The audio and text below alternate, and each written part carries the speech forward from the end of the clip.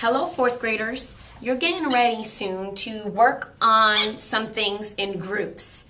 Before you can work with a group, there are some expectations that you need to follow and understand fully before you can successfully work with a group. Now, before I talk about this, I really want you to understand that this year in Miss Foster's fourth grade class, you will be doing a lot of group work. Daily, you will probably be in a group almost every single day where you will have to work with other people and get along with them in order to accomplish a task. So before you work in groups, you really need to understand GROUPS, groups, and the expectations. So let's start with G. Get along. We will not argue. You need to get along with each other. In order to be successful in this class and in life, we have to get along with people even when we don't like them or we don't want to be their friends. We still have to put a smile on our face and get along with those people because that is how we work. In every job that is out there, you have to work with other people. There's never going to be a job that you're going to be able to find where you just sit by yourself and you don't have to get along with anybody. So right now in fourth grade, we're going to practice getting along. And one of those things that's going to help us get along is not arguing. I want you to repeat after me. We will not argue. Your turn. Good. Now say it again. We will not argue. Fantastic.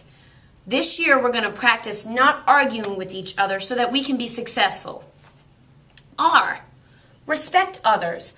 I cannot express to you how important it is for you to respect other people's ideas, their thoughts, their feelings, and their actions. Even if you do not necessarily agree with them, you have to respect others as part of getting along. By respecting each other, we have to make a commitment to listen to other people's ideas without put-downs. What's a put-down? Something that we say to hurt someone's feelings. So, repeat after me.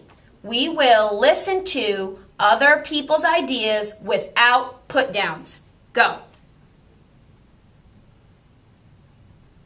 Great. We will listen to each other's ideas without put-downs. We do not need to put each other down. That's not necessary. O, on-task behavior. What does that mean? Am I on task? Are you doing your job? Are you doing your job in your group that I've asked you to do or assigned you to do?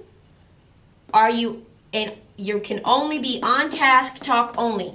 So you shouldn't necessarily be talking about what you watched for TV last night or what you had for dinner. You should be talking about what you're doing in your group. What's the point? Why are you in a group? What are you supposed to be working on?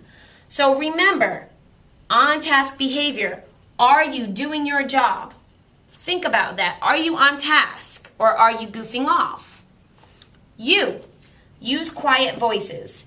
Now you should always use a level 1, 2, or 3 in a group. Level 3 is getting really high. That's when you're very loud.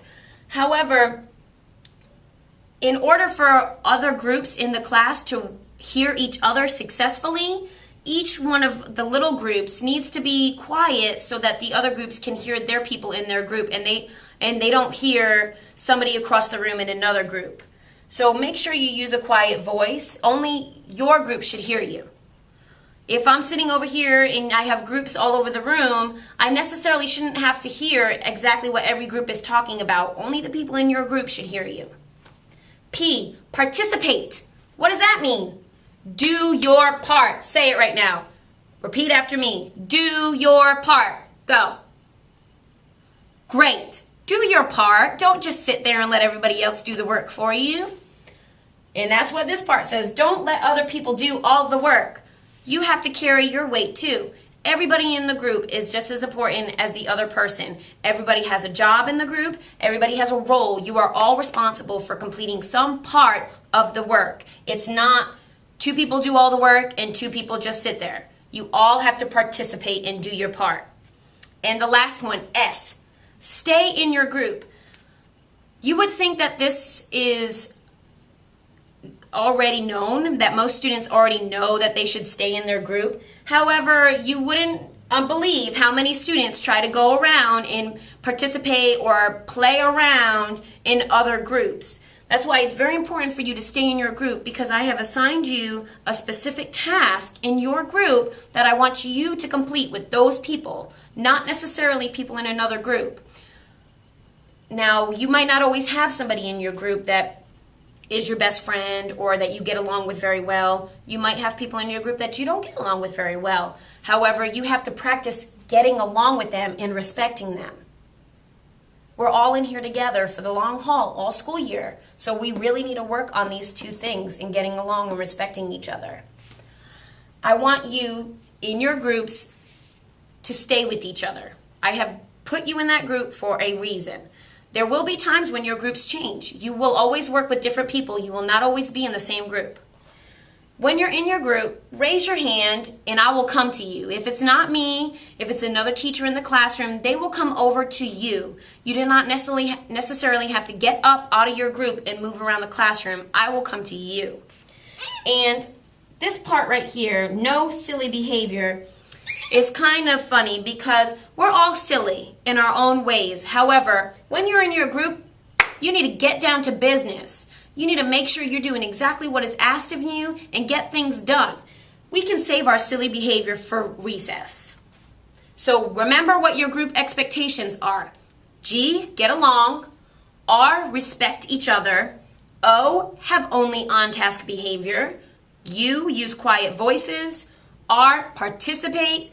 And S, stay in your group. Now remember these acronym right here, and think about one right now that you're going to practice in your group, because you're going to do an activity in a few minutes with a group that I have assigned you, and I want you, after you're done in your group, to tell me which one of these things you think your group did really, really good on.